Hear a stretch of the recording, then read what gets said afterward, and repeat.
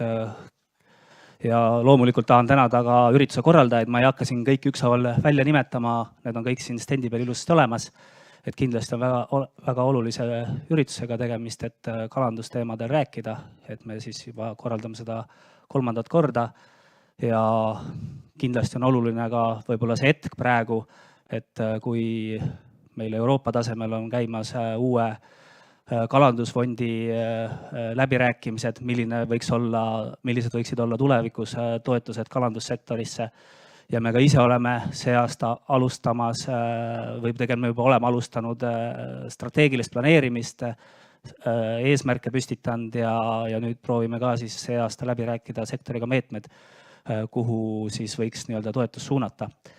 Nii et võib-olla selles suhtes ongi hea, et me alustame hetkeseisu ja tulevikuvisioonide vaatamisega ja loomulikult ma võib-olla ei saa öelda, et kõik on väga optimistlik, et hetkeseisu vaatamas me peame vaatama otsa ka faktidele, nii et aga loomulikult rannakalandus, see ei kao kuhugi, see on ka minu arvamus.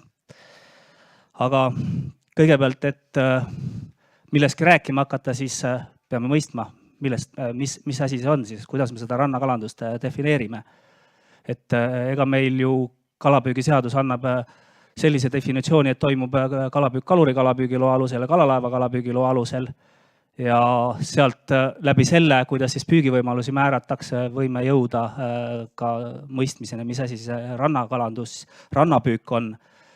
Siin ütlen kohe ära ka, et sisevette püüki me käsitleme kalurikalapüügiloa alusel, aga täna ma väga palju sisevette püügil ei peatu, kuna on tegemist Läänemere kalanduskonverentsiga.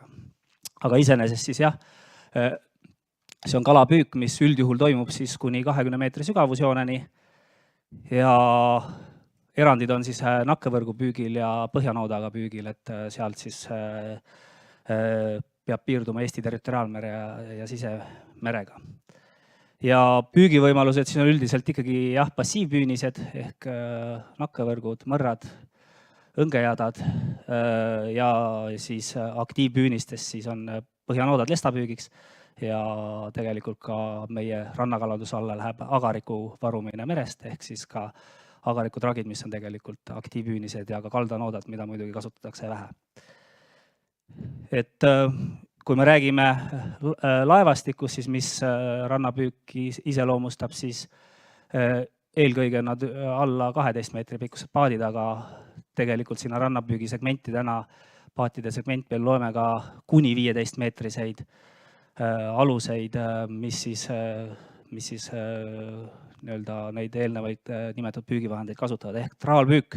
See on väga selge kriteerium, mis tähendab, et traalpüük meil on juba rannapüügisegmendist väljas ja on ka tegelikult siis muude püügivahenditega, mis toimuvad juba väljaspool Eesti majandusvööndit, on väljas rannapüügisegmendist.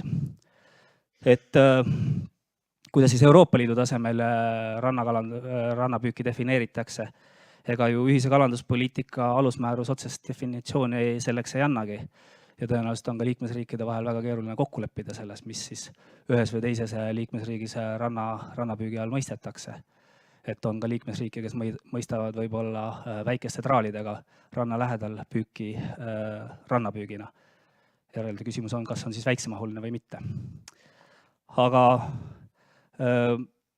kui ühist kalanduspoliitikat vaadata, siis ilmselgelt ühe eesmärgina ühis kalanduspoliitika defineerib selle eesmärgi, et just ka rannakalanduses peaksime jõudma niisuguse rahuldava elatustasemeni ja rannapüügil siis toetama neid, kes sellest püügitegevusest seal sõltuvad. Küll Euroopa Merenduskalandusfondi alusmäärus toetuste mõttes annab suuna, mida võiks rannapüügi all mõista või kuhu siis võib rannakalanduse kontekstis, väiksemalise rannapüügi kontekstis toetusi anda, ehk seal ikkagi räägitakse alla 12 meetri laevadest ja siis püügivahend, need laevad, mis ei kasuta veetavaid püügivahendeid ehk passiivpüünised, mis üldjuhul laias laastus siis kattub ka meie rannapüügi segmendiga. Ja meie ise oma Euroopa Merenduskalandusfondi rakenduskava elluviimisel oleme siis peamiseks meetmeks, kuidas rannakalandust arendada, oleme võtnud, et me teeme seda siis läbi kogukonna juhitud kohaliku arengu, ehk meil on siis moodustatud rannapiirkonnad ja enamus nii-öelda siis rannakalanduse nii-öelda strateegiat viiakse ellu kogukondlikult altpoolt üles lähenemise põhimõttel. Küll jah, jälle mööndusena pean ütlema, et eks me ka nii-öelda määruse tegemisel võib-olla ikkagi mingeid suuniseid riigi poolt oleme määrusse pannud vastavalt sellele, millised meil on siis seatud strateegilised eesmärgid. Nii et me räägime siis sisuliselt ikkagi laias laastus sellistest väikestest laevadest, ütleme me ikkagi vähe on neid, mis on üle 12 meetri, eelkõige nad oli alla 12 meetri ja passiivpüünised, välja arvatud mõned erandid, siis põhjanood, tagarikud, ragi ja kaldanoodad.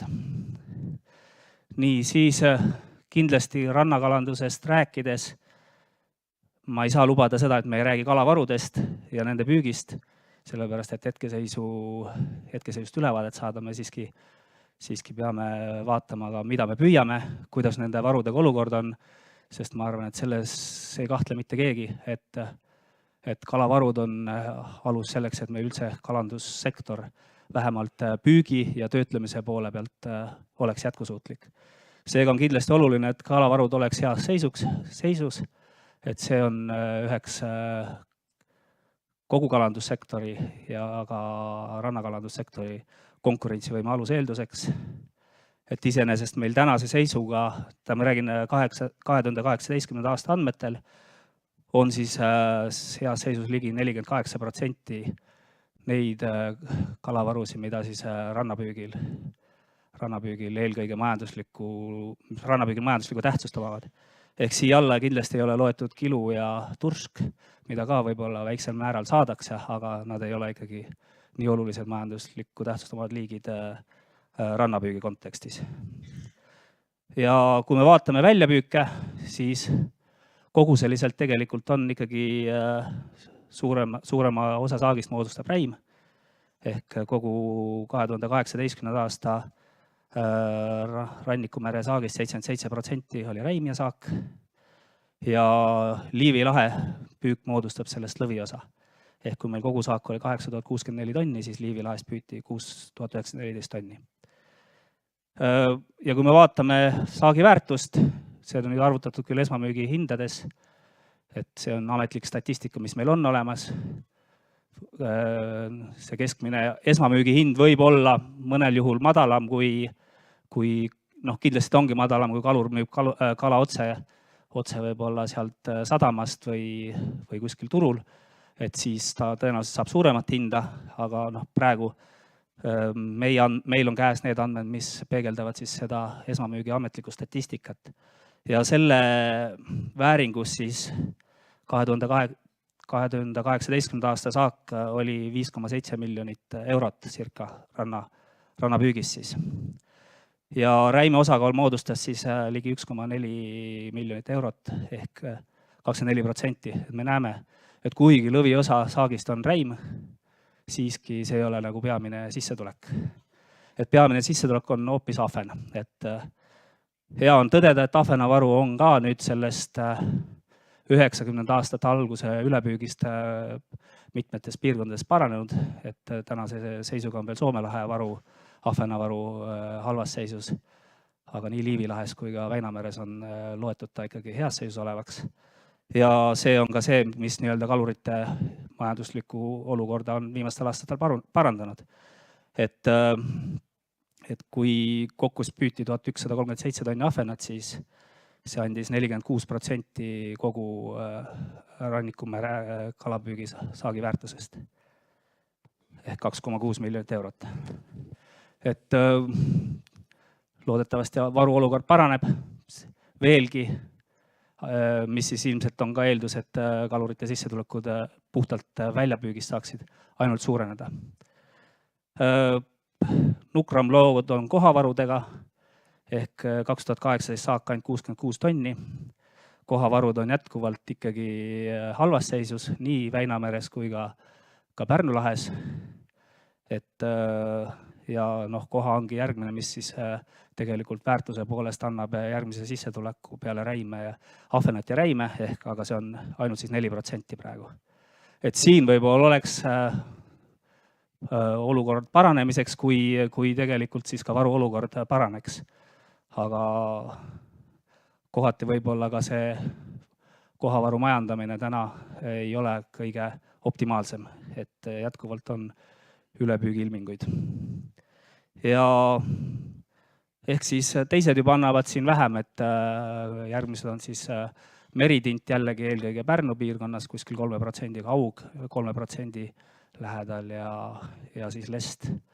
Aga need on siis pigem jah, siuksed, kui meritint võib-olla välja jätta siseturukalad, et pigem eksportikalad siis ahven ja koha, mille eest makstakse ka head hinda ja räim loomulikult. Nii et üks võimalus siis, millele mõelda, et kui kalavaru olukord teatud liikide osas paraneks, oleks võimalik siiski ka näha, et sissetulekud võiksid suureneda. Nii, aga siis tegin ka väiksed arvutused maakondade lõikes, et lihtsalt olemasolevat pilti praegu illustreerida, et mis meil siis see kogu saagiväärtus aastatel 2017 ja 2018 on olnud esmamüügihindades, et on toimunud väike suurenemine, circa kuskil siis suurusjärgus paarsada 000 eurot on saagiväärtus suurenenud, et ja kalurite arv, no ta on ikkagi suhteliselt stabiilne, et on mõnevõrra vähenenud. Aga jah, eks me tõepoolest teame, et mitte kõik, no see kalurite arv peegeldab siis loale kantud kalurite arvu, et mitte kõik need kalurid võib-olla ei pruugi otseselt ka siis selle kala püügiga tegeleda ärilisel eesmärgil, selles mõttes, et võib-olla mõned vanemad inimesed juba, kes nii-öelda lihtsalt see kalapüük ongi hobi, tal on see ajaline püügiõigus ja tal on see, no ta kasutabki seda ainult enda tarbeks. Või on siis isikuid, kes elavad mererannas ja ostnud püügiõiguse siis mõnelt sektorist lahkuvalt isikult ära ja sama eesmärgiga, et lihtsalt endale oma lauale kala püüda. Ehk me ei saa öelda, et kogu see 1900 kalurit nüüd kõik nagu siis raha teenimise eesmärgil seda püügiõigust praegu kasutavad.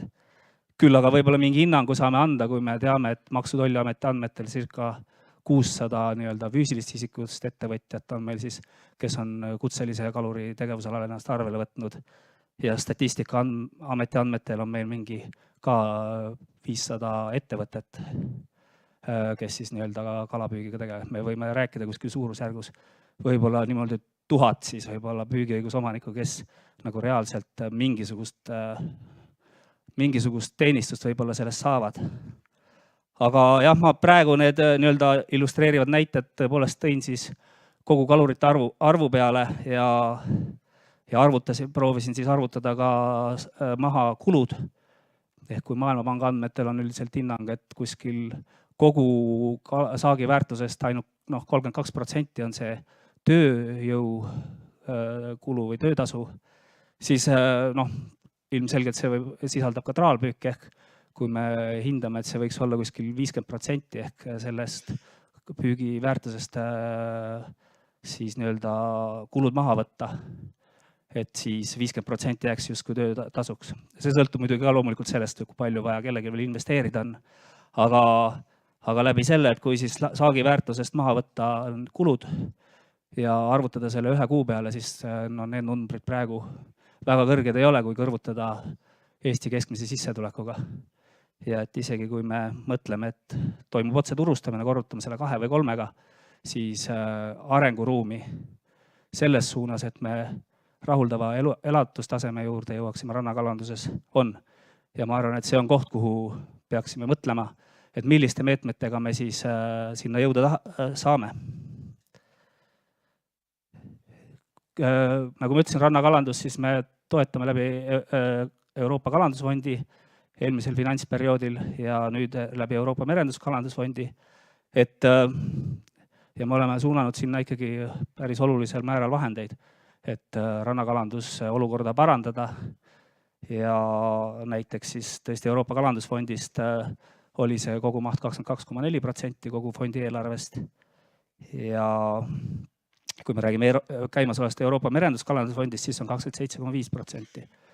Aga toetused siis Euroopa Kalandusfondist eelmisel finantsperioodil 61% ulatuses läksid kalasadamatesse ja lossimiskohtade loomisse, mis on ka kindlasti oluline, et kui me tahame, et kvaliteetne kala maale tuuakse, samamoodi siis 8% kalandusega seotud turismi arendamisse ja rannakülade taaselustamisse. See on siis võib-olla vaadeldav selles kontekstis, et kalurid siis teevad mingeid lisategevusi, et oma sissetulekuid suurendada. Aga 10% on siis läinud ainult kalatoodete töötlemisse, turustamisse ja 8% siis muudesse tegevuse mitmekesistamisvaldkondadesse. Et selles mõttes, kui me nagu edasisi strateegilise planeerimist selleks perioodiks seadsime, siis me tõepoolest seadsime ju ette piiri, et kalasadamatesse me nüüd suuremat osa eelarvest enam ei suuna, panime ette piiri 30% kogu piirkonna eelarvest, aga see on nüüd suurenemas läbirääkimiste tulemusena. Aga kui me vaatame siis praegust perioodi, siis 2018. aasta lõpu seisuga 20,3 miljoni euro ulatuses on taotlus esitatud ja ikkagi domineeriv kalasadamate suund, 27% majandustegevuse mitmekesistamine, aga rõõm on tõdeda, et ka väärindamisse ja turustamisse on nüüd märksa rohkem vahendeid suunatud, et kui see eelmine periood oli 10%, siis praegu see on 23% juures taotluste lõikes. Ja uue suunana siis on ka tegelikult sees koelmualade taastamine, mis siis võiks parandada kalavarude olukorda, aga siin on ka praegu taotlusi tagasihoidlikult 1%. Nii, siis ma tuleks korra selle rannapiirkonna kaardi juurde, et kuivõrd tõepoolest ka Euroopa Merenduskalandusfond on eelkõige suunatud või mõeldud selleks, et ühist kalanduspoliitikat ellu viia neid eesmärke. Ja nagu ma näitasin, ühise kalanduspoliitika eesmärk rannakalanduse kontekstis on sissetulekute parandamine, siis meie oma rannapiirkonnad oleme moodustanud kalavarude, üldjuhul kalavarude järgi, et selles mõttes lähtuda kalavarude põhiselt ja toetada eelkõige kalandust, et kui meil on kõrval ka liidermeede, mis siis maapiirkondades, muudes valdkondades võiks siis nii-öelda elu parandada, siis kalandusfondi me just selle kalanduspoliitika eesmärgist lähtuvalt oleme suunitlenud kalanduse tegevustele. Ehk siis toetame eelkõige kalureid, aga seal jah, siis läbi ka mitmekesistamise, et kalurid saavad alternatiivseid tegevusalasi. Aga meil on siis 8 kalanduspiirkonda ja 2 on siis ka tegelikult sisevete piirkonnad ehk Peipsi kalanduspiirkond ja Võrtsjärve kalanduspiirkond. Nii, ja siis, kui me oleme selle hetkeolukorra ära vaadanud, et siis selle pealt on siis hea mõelda, kuhu edasi, et kuidas me saame rannakalanduse positsiooni parandada, et see 2030 oleks veelgi optimistlikum. Ja iseenesest me siis oleme koostanud põllumajanduse kalanduse arengukava ka koostöös sektoriga, et oleme seal seadnud sellised eesmärgid, et me loomulikult soovime parandada kalavarude olukorda, ehk et heas seisus olevate kalavarude arv võiks suureneda. Keskkonnakaitse poole pealt veel, et ka ebaseaduslik kalapüüki oleks paremini kontrollitud ja seetõttu siis ka seal eesmärgiks, et siis rikkumisi oleks vähem, ehk kui kontrollitakse, oleks nõuetele vastavaid kontrolle, see arv suureneks. Aga majanduse poole pealt siis oleme eelkõige siis vaadanud seda keskmise palgatõusu ehk soovime jõuda ikkagi lähemale Eesti keskmisele, nagu ma seal arvutustes näitasime, et siis hetkel me oleme suhteliselt maas, vähemalt kalapüügitegevustest, aga ja loomulikult ettevõtte müügitulu soovime kasvatada ja lisandväärtust töötaja kohta. Ehk need on need eesmärgid, mille pealt me nüüd arutame siis järgmist perioodi ja kuidas me neid eesmärke siis võiksime milliste meetmetega saavutada. Tegelikult me oleme ka põllumajandus-kalanduse arengukava kontekstis juba teatud nagu suunad andnud või sekkumised, kuhu me siis peaksime neid meetmeid üheskoos siis leidma. Ja me näeme siis, et need eesmärgid, mida me oleme seadnud, et sissetulekud võiksid paraneda, ettevõtete müügitulu võiks paraneda, et üks on ühistegevuse soodustamine ja ühisinvesteeringud, et eelkõige siis ka rannapüügisektoris meil küll täna tänu kalanduspiirkondadel on kalurite koostöö juba väga hea, need piirkonnad on väga head koostööpartnerid ka poliitika kujundamisel riigi jaoks, aga me näeme, et on võimalusi ka seda parandada, et kalurid siis ikkagi ühiselt seda väikest saagiosa, mis me sealt merest kätte saame, ühiselt proovivad seda väärindada, anda lisandväärtust, seda ühiselt turustada. Et see on üks võimalus sissetulekute suurendamiseks, et saada turult paremat hinda ja pakkuda ka suuremaid koguseid koos, nii et see on oluline. Siis kvaliteetse ja kõrge lisandväärtusega toodete tootmise soodustamine ilmselgelt jällegi viitab sellele, et tegelikult ka rannakalur ise võiks mõelda rohkem selle peale, et anda sellele saagile, mis ta saab anda rohkem lisandväärtust, et sellest maksimumhinda, võimalikult suurt hinda välja võtta. Ja toodete turustamisel lühike tarneahel ehk jällegi rannakalanduse kontekstis tõepoolest, et ka rannakalurid saaksid suuremat sissetulekut, kui nad oma saaki püüaksid, siis ka otse tarbijale suurendada või müüa. Sissetulekute soodustamine või suurendamine ka läbi mitmekesistamise tegevuste. Eks meil on siis need arutelud ees, et kui laialt me siis seda mitmekesistamist vaatame, et uus fond toob tegelikult sisse ka selle võimaluse, et kogu sinimajandust oleks võimalik siis läbi võib-olla mitmekesistamise arendada.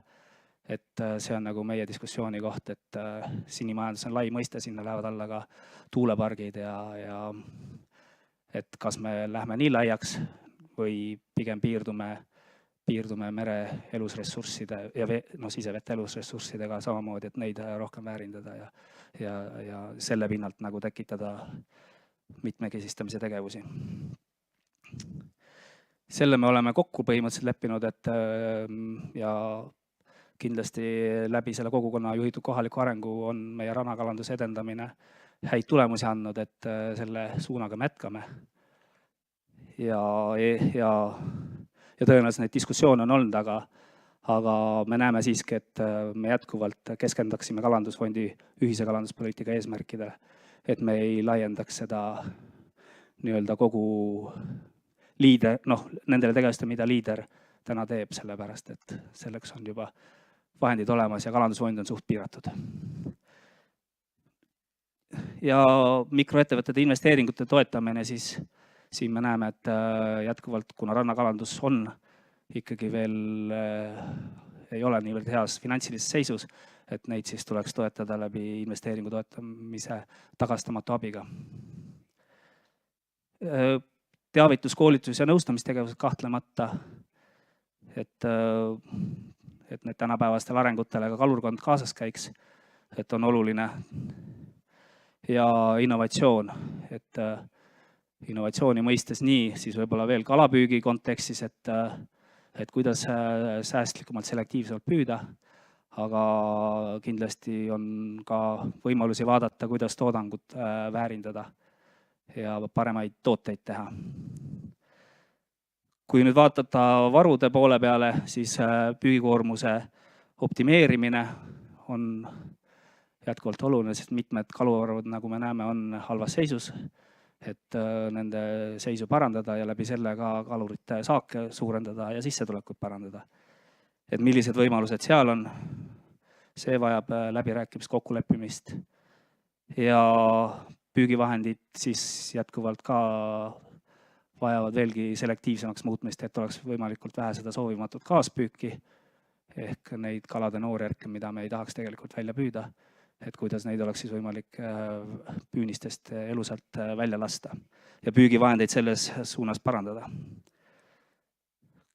Siis kindlasti oluline, et kalavarud paraneksid, on, et oleks ka kudealad korras, et kalad pääseksid jõgedesse ja neid rändeteid avada, et ka see panustaks nii-öelda kalavarude olukorra paranemisse.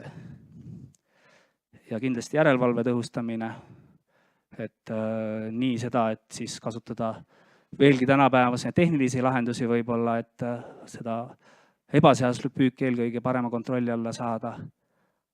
Aga me näeme ka, et võimalusi andmevahetuse elektroniseerimiseks, et andme esitamine oleks võimalikult suurel määral siis kalurite poolt elektrooniline. Aga ka siin on meil siis mõtlemise kohti, et mis hetkel püügiandmed tuleb elektroonilisse seadmesse sisestada, et võib-olla veekogul väikestes paatidest alati ei ole võimalik. Ja kalapüügi regulatsioonide lihtsustamine, et palju tegelikult tuleb meil ju sisse ka Euroopa Liidu regulatsioonidest ja alati ei olegi võimalik seal saavutada kõigi nende liikmesriikide vahel sellist lahendust, mis täpselt sobitub näiteks ka meie konteksti. Et selle suunas tuleb kindlasti tööd teha, et selliseid lahendusi sealt peale ei surutaks, et kohati võib olla siin ju näiteid, kas või silma järgi hindamise kogused 10% juures paika panna, mis nii-öelda Euroopa Liidu määrustena nõuab, võib-olla ei ole praktikas võimalik rakendada ja selle tõttu tuleb ikkagi seista selle eest, et need lahendused Euroopa Liidu tasemelt oleks mõistlikud. Aga kindlasti meie enda püügiregulatsioon on ka üle reguleeritud, eks see ju praktika näitab, et kui pidevalt on vaja olukorda parandada, ebaseaduslik püük jätkub, siis ikka pannakse meetmeid juurde ja lõpuks neid meetmeid on nii palju, et võib-olla enam kalur ei orienteerugi neis, nii et võib-olla seal on ikkagi lihtsustamisvõimalusi, et need asjad koos üle vaadata. Aga jah, minu optimistlik sõnum kindlasti see, et see rannakalandus ei kao kuskile. Minu isiklik vaade, et noored tulevad sinna, kui sealt saab sellist sissetulekut. Täna me näeme, et me oleme alla keskmise, Eesti keskmise kõvasti, aga peaksime siis püüdlema selle poole, et kas või keskmise lähedale jõuda. Et võib-olla see oleks see, mis motiveeriks ikkagi ka noori rannakalanduse juurde jääma ja rannapiirkondadesse jääma. Et minu poolt suured tänud ja vastan küsimustele, kui on. Suured tänud. Nii, on küsimusi? Ja palun, ma annan mikrofoni. Arne Salust, väga huvitav ettekanne, aga üks küsimus teie jäi kumama. Missugune on keskmine Eesti rannakaluri vanus? See oli mingi 55-56, kui ma peast nüüd selle numbri tuletan siin hetkel.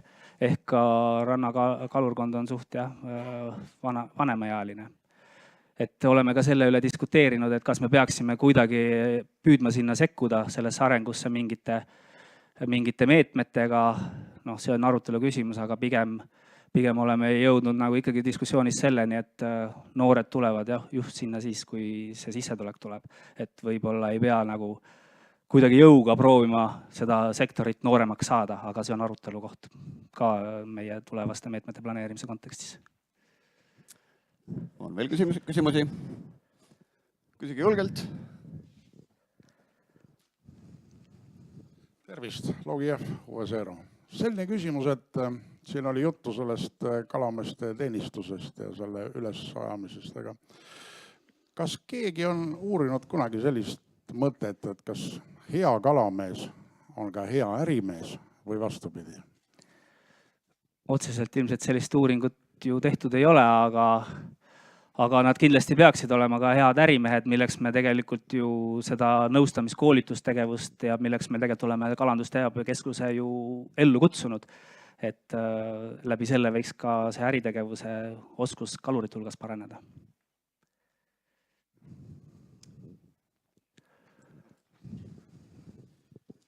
Reedi Keskpanga Mereinstituudist. Ma jätkaks seda kaluriteenistuse teemat, et et see väga õpetlik tabel oli seal, et mõningates piirkondades on see palk, siis mida kalur endale sellest saagiväärtusest saaks maksta, on 15 eurot kuus.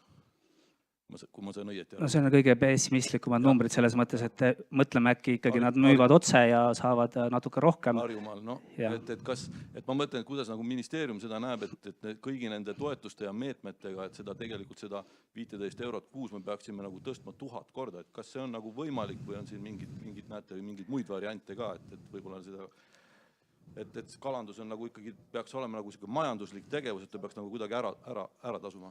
100 korda.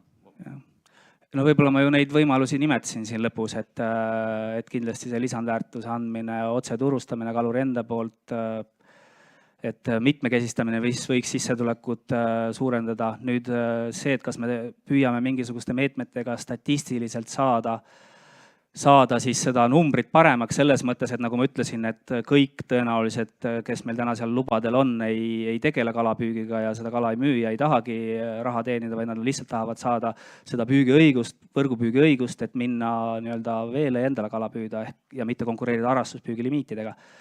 Et küsimus on, et kui me seda kuidagi ka jõuliselt proovime reguleerima hakata, kas me saame kalavarude kaitse kontekstis nagu mingit suurt efekti. See on ka arutelu koht. Ja milliste meetmetega me siis saavutaksime seda efekti? Margus Medel, Läänemaa Rannakalanduse Selts. Kõnekas tabel oli, aga sa võtsid keskmise, mis ei ole ülemäära hea näitaja. Kas sa oled analüüsinud seda ka nii-öelda tulugruppide kaupa? Seal on pilt natuke teistsugune. Ma omenda kogemusest tean. Aitäh. Jah, ma võtsin selles mõttes keskmise hinna, kuna see on ametlik statistika, aga ma möönan, et me võime korrutada selle numbri 2-ga ja see pilt ka väga palju nagu, ikka paraneb, aga Eesti keskmisest jääb ikka kaugele, nii et ma arvan, et sellega ma lihtsalt tahtsingi illustreerida seda, et meil on mõtte kohta, kui me seame selle eesmärgi, et rannakalanduses võiks mingit rahuldavamat sissetulekut saada, kui see täna on, et millised need meetmed oleksid. No, ilmselt seal on ka see, et üks asi on see keskmine, teine asi mediaan on, et millist nagu tegelikult enamus teenib. Ja kolmas on see, et kui paljud need reaalselt üldse teenivad, et seal võib-olla 80% teenib või 20% teenib 80% tulust. Ilmselt on selline situatsioon. Sealpool vist oli küsimus. Ma ei tahaks pikalt rääkida, ma ütleks lihtsalt Markus Vetemaa Eesti Mereinstituut, et minu meelest mulle andis see praegu sellise signaali, et kaluriamet on võib-olla Eesti üks kõige atraktiivsemaid ametid üldse, kui palgad on nii madalad ja samas seda püügiõigust on nii raske osta, et me peame tegelikult vist rõõmsad ja uhked olema, et see on üks kõige hinnatumaid ametid Eestis vist üldse või tegevusi, õige ütelda tegevusi. Kindla peale? Jah, kohe. Tere, Kasemaa, Virumaa rannakalanduse kalurite ühing. Väga sisukas ettekanne ja siin oli päris palju lootustandvat ja õpetlikku. Suur soov, et midagi sellest ka ellu viidaks. Ja huvitav on säraseid ettepanekuid kuulata rahvusvahelisel kvoorumil. Nüüd ma loodan, et samade küsimustega läheme edasi ka koha peal. Pole ammu saanud kõigiga koos sellest rääkida.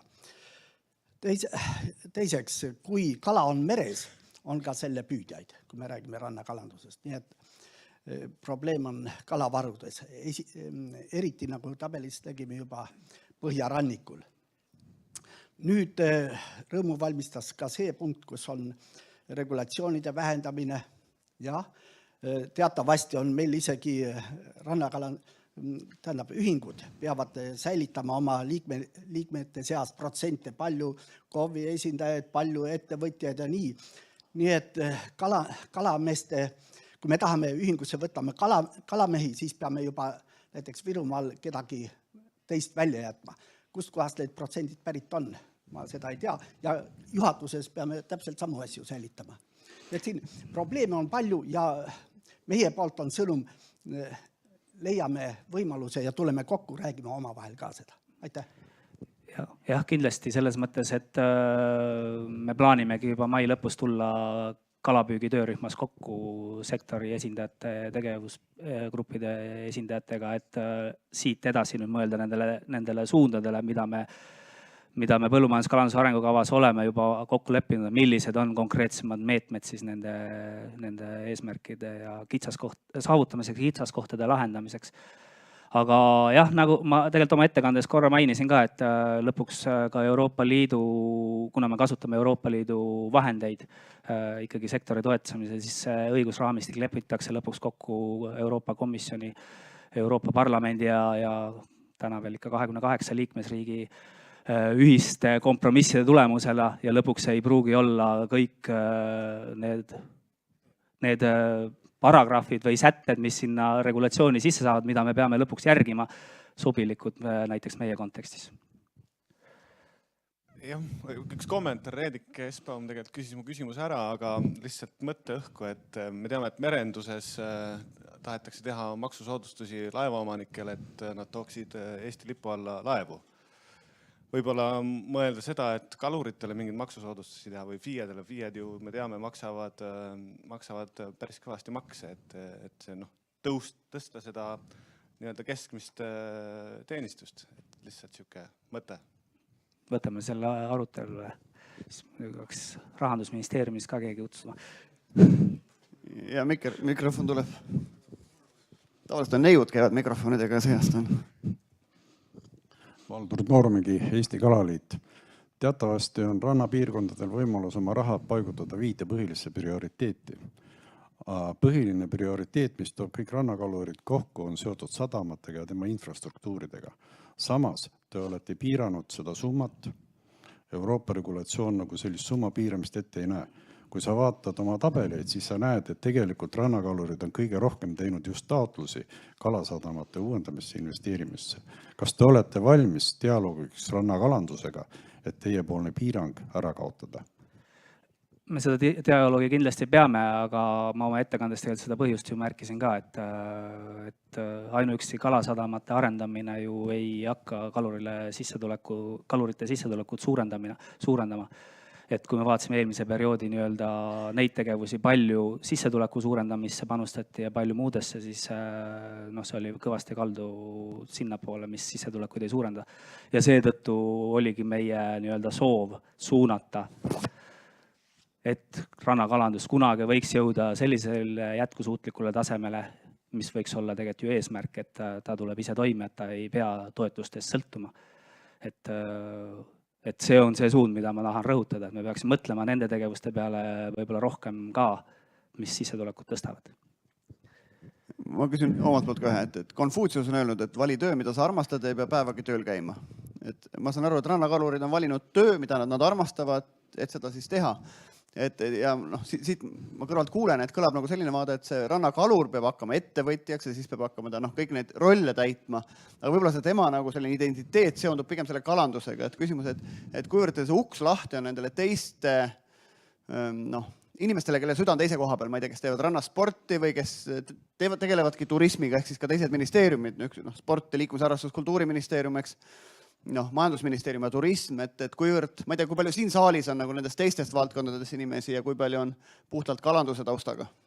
Tõstke käsi, kes on väljapoolt kalandust. Kaameramehed ka, eks. Jah, et võib-olla tagasi soovitus, et teinekord võib-olla seda auditooriumi sellega laiendada, et just, et seltskond hakkab rohkem koos mõtlema, et mul on tunne, et seal võib-olla on mingit lisandväärtust. On veel küsimusi?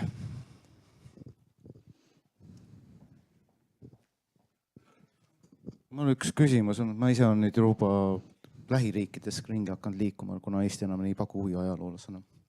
Et kuidas te vaatate selle peale, et need noori saata välismaale mõneks ajaks õppima või töötama, et nad tooksid värsket verd ja mõtlemist siia kalandusse sisse?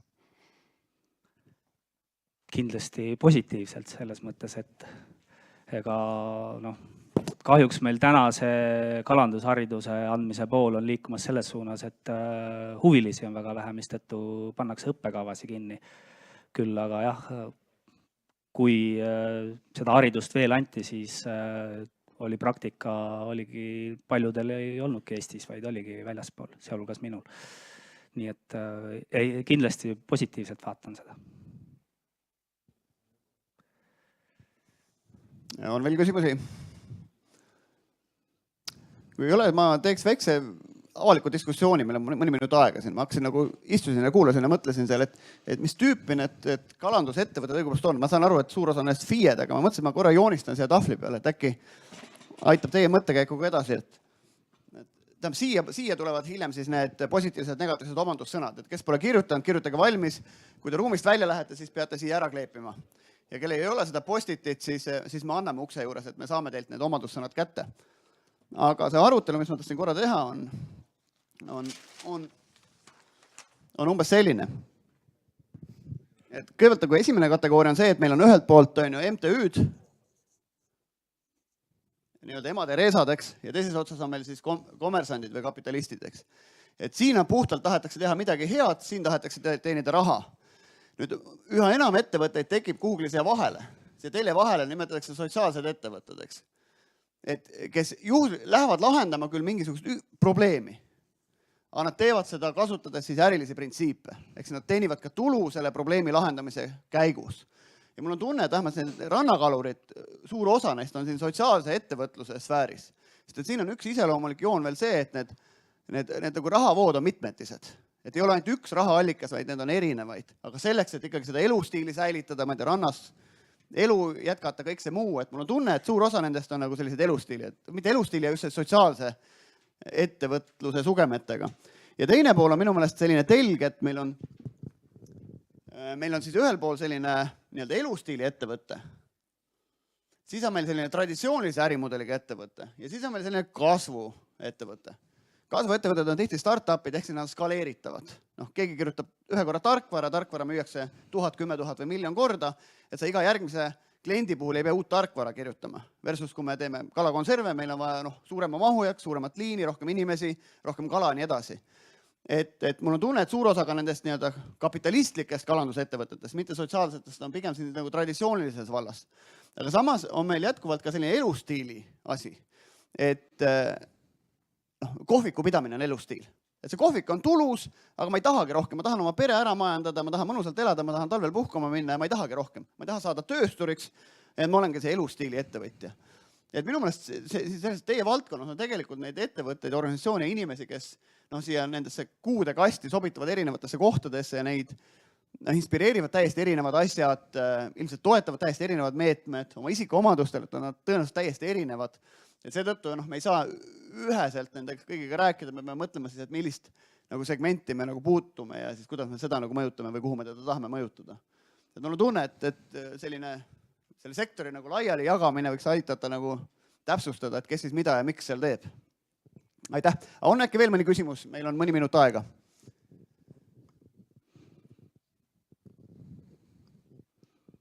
Kui ei ole, täname ettekandjat. Meil on pakike, kõik näitavad, et on pakike, kohe tuleb pakike. Nii. Pakis on siis tänukiri ja midagi veel. Suur aitäh sulle!